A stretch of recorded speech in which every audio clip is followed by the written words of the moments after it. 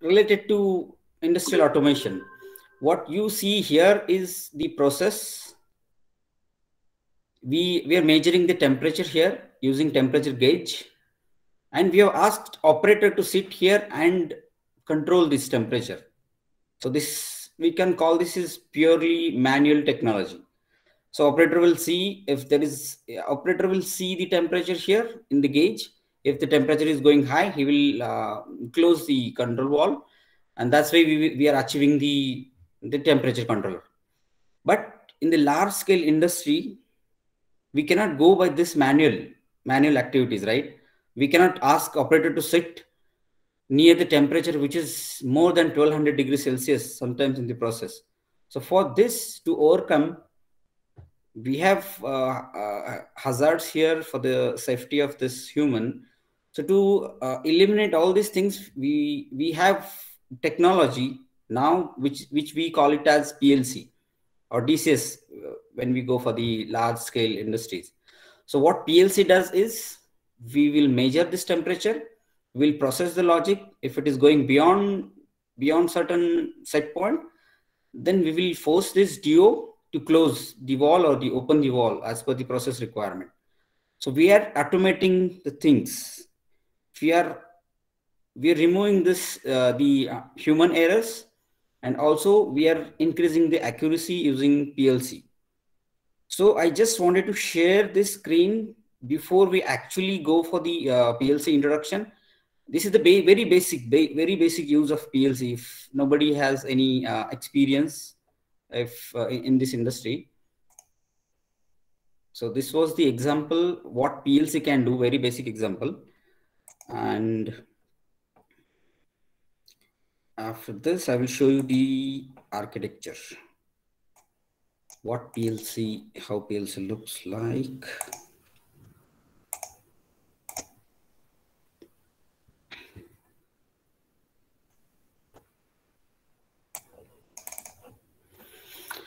Okay, can you able to see the screen now, the PLC system?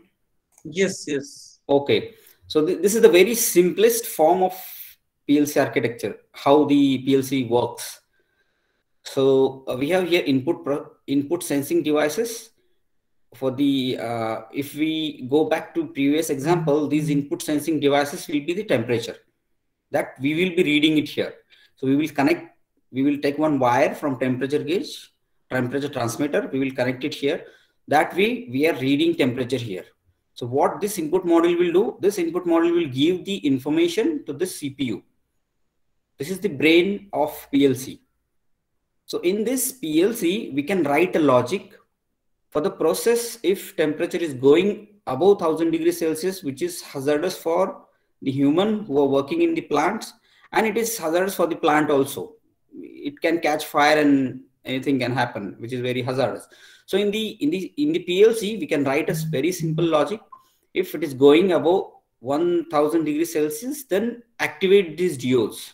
So this is the output module. This will process the data. It will give it to this output module, and from here we will connect these to the control valves. So based on input, based on the logic, we are firing the output, and this way we are achieving the automation.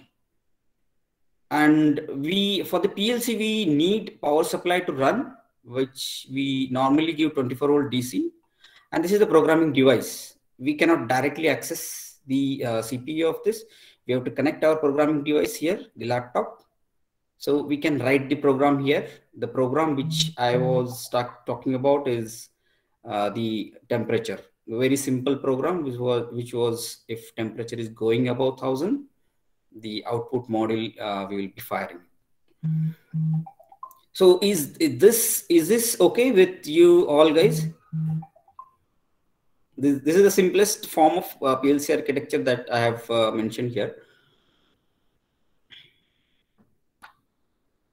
Okay, so if we now after PLC architecture, here comes the complete signal flow animation.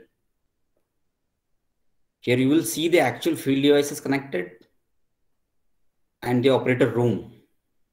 So the humans, the operators will be sitting in this workstation, and we will be controlling everything which is there in this process area. So this will be complete manless. There won't be any human who will be working in the process area. We'll be completely managing it from here. So to do this, we have many things to be done. The very first thing is the sensors and transducers, which comes in these field devices. These are the transmitters, home run main cables. Actually, this individual transmitters 1, 2, and 3, we will be connecting it to field box, which we say it as field junction box also, because it is junctioning all these individual cables. And from here, we are running only one cable, which we say it as main cable or multi-core cable. Because the thing is, it will be very difficult for maintenance purpose if we take all these transmitters individually to this marshalling cabinet. Because of that reason, we are clubbing it here. We are taking one cable to this marshalling cabinet. And after this, in this marshalling, this is the complete hardware design that we will be learning it. How to design a marshalling cabinet, what are all the components we need to select, how should be the alignment of all the devices. Okay, so for now, you just consider that one cable is going here in the marshalling cabinet, and the same cable is going to the system cabinet. Okay, here comes the brain of the plant, which is PLC or DCS, the controller, actual controller. Here we'll be having input module, the PLC processor, and the output module. Okay, so this is the workstation. Actually, whatever these are all wiring. We are reading the temperature, we are connecting it here. But to see the things, what is going on in the plant, we need workstation, which is SCADA. From the SCADA, the operator can sit and monitor everything. What is the reading of this? What is going on in the field? If the temperature is going above something, then PLC will take care of it. Operator has nothing to do with it, because we have written a program in PLC to work on it. So here comes the SCADA. So we have different. So if we talk about the industrial automation, we have many different things. The first thing is the instruments that we are installing in the field. Then comes the marshalling cabinet. Then comes the system cabinet. Then the SCADA. So here in this course, we are going to learn basic of field instrumentation, because we are focusing more on DCS and PLC. So we will be talking more about this, but we will cover this instruments basics, because we have to configure whether the device is 2-wire or 3-wire. So we'll be focusing more on this DCS, PLC, and SCADA. So if I go, this will be our pattern. This will be our okay, this will be our training agenda. We will be covering all these topics. Okay, before moving ahead, I just want to make sure you're understanding what I'm talking about, right? Because actually I'm working, I don't have experience of like the teacher, which they teach in the colleges, right? So I'm working in actual and I'm teaching it. If I'm going too fast, then please stop me. Okay, so here we will be covering, this is the part of PLC. Here we will be covering basic of electronics, electrical, and instrumentation. Here comes the instrument part, which is the field transmitters, understanding for automation and control system, job opportunity for PLC and SCADA. So there are tremendous opportunities in current scenario for PLC and SCADA. If you have good knowledge about PLC, SCADA, software as well as hardware, then it is easy to get the job. We will be discussing that also. What are all the opportunities currently we have? History of PLC and SCADA, how it got evolved, why there was a need of these things, basic components of automation, hardware, software. In the hardware, it comes the cabinet design, the field instruments, the how will be the wiring, what power supply we need to connect, how it should be wired to the PLC. And in the software, we will be covering the IO assignment part, the logic part of the PLC. So it will introduction to PLC, why we need PLC design, architecture of PLC. The architecture is very important. This is like if we have building, so before we construct the building, we go for the layout for this.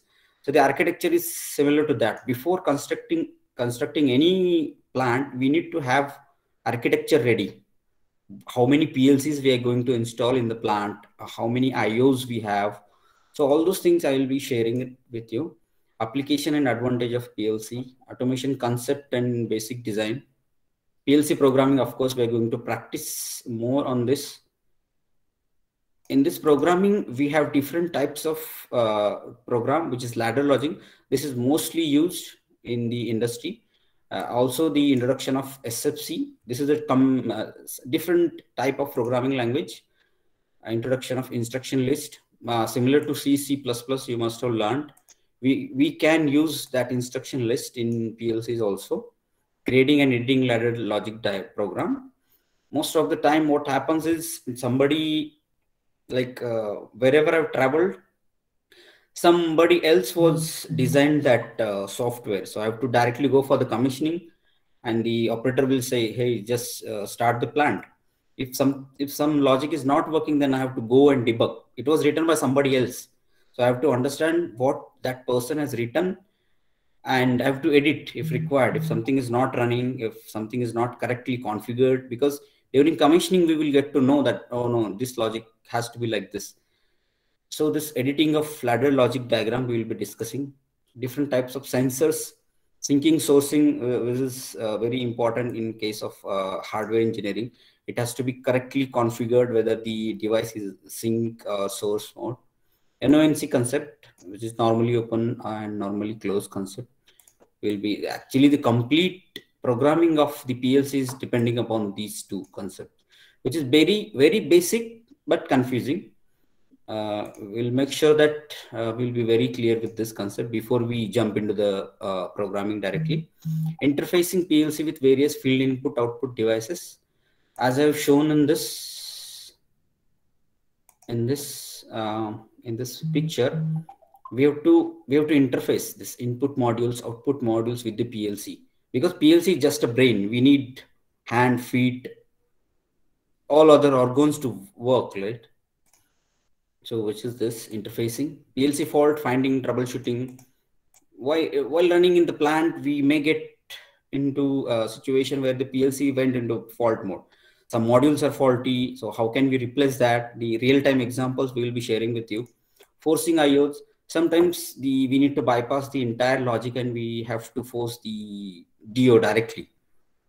Or sometimes operator will come and he will say that I don't want to run the process. You just force this DO now because this is very critical for the process. So how to force this IO going directly into that IO. Detailed sequence of wiring, PLC control panel wiring. Okay, from temperature transmitters till PLC controller, we will be sharing into this. After that, we are also planning to give you brief about the SCADA training, because the SCADA is also very important if we consider the in front of job opportunities front. So we will be covering introduction to SCADA, creating and editing of objects, because in the graphics, we have to actually create how the pump will look like, how the wall will look like. We have to animate the complete process in the HMI, right? So for that, we have to create and edit the object, creating database, new SCADA project creation, standard graphics objects, display and application windows, creating and editing tags, animation configuration.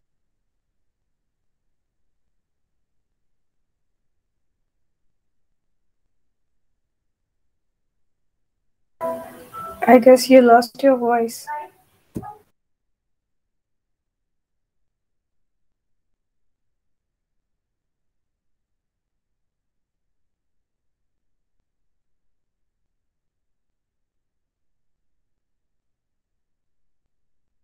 I'll just call, sir.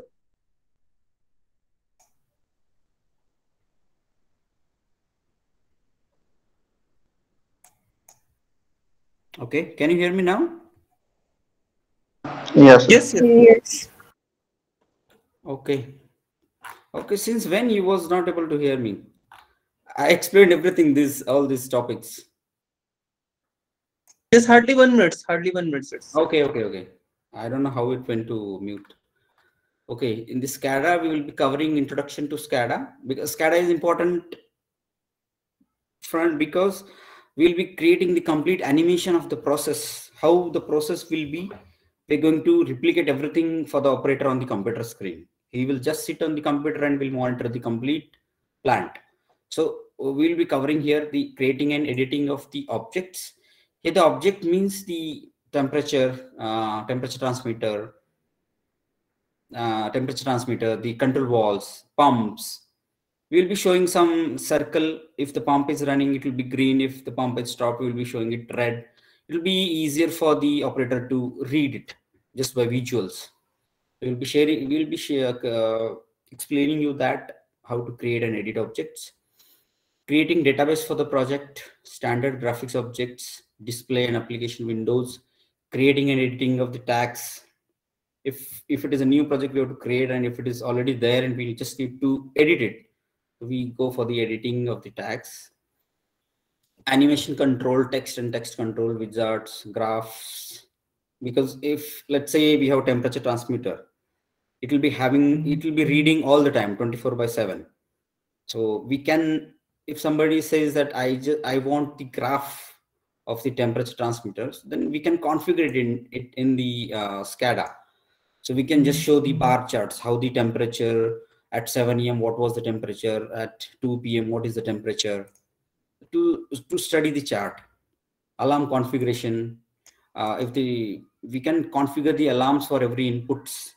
If let's say the example what I've shown was for the temperature. If the temperature is going above 1000, we'll be giving an alarm to the operator to know that the temperature is going high. Anyway, the PLC will take care using the logic, but the operator will still get to know that there is alarm in the field. Trends, real time and historical. We can historize the data. Historize in the sense, what is we can read the temperature values what was there before 1 month, before 2 months. That is for the study purpose. How the process is behaving. That is for the process guys. Database and DD connectivity, driver configuration. To have the interfaces, we need different drivers. Live interfacing with PLC, SCADA and PLC interface, alarm event configuration, report generation, data transfer from PLC RTU, and report generation. This is repeating here, but we will become. This is also very important. How we are transferring PLC RTU data from the PLC controller to SCADA using different interfaces. We will be covering those communication protocols. So by having these things, PLC and SCADA, after this training, you will be able to start a job where you can individually, I mean, the basic things, if there is a new project with supervision of the lead or the senior engineers, you can start the work very easily. It will be useful for you in the getting the job, and also to start your first job. This will be helpful for you guys. Okay, that's it from my side. If you have any doubts, you can ask me. If I was too fast, if you need any topics to be. Anybody, if you have any technical queries regarding job point of view or something, you can ask technical questions, sir. And just I am briefing some whatever syllabus sir has shown. We have also standard. Like we also have these things, standard syllabus training courses also. Those who wanted to upgrade. I mean,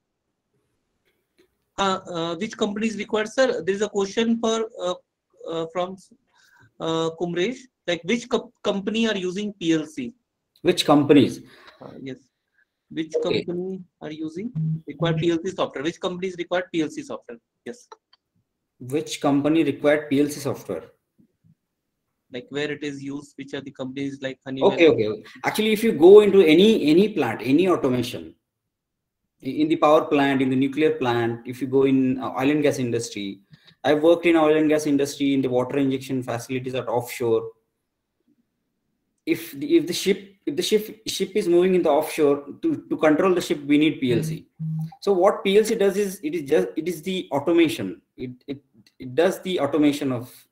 So we can use this in various industries, in domains like oil and gas, in the Reliance Industries, for example. There we purify the petrol. We get crude oil and we purify the petrol diesel. There the process is very huge. We have to handle these kind of fuels, which is very hazardous, which has gases like H2S, which will be very harmful for human if it releases. So what in these kind of industries we install these PLCs. It can sense what gases are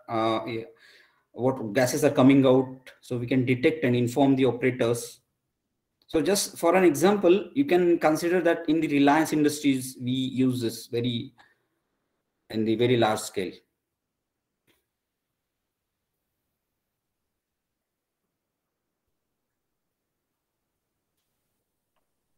Hanman sir, can I show a presentation like recently? I have a job opportunity. I want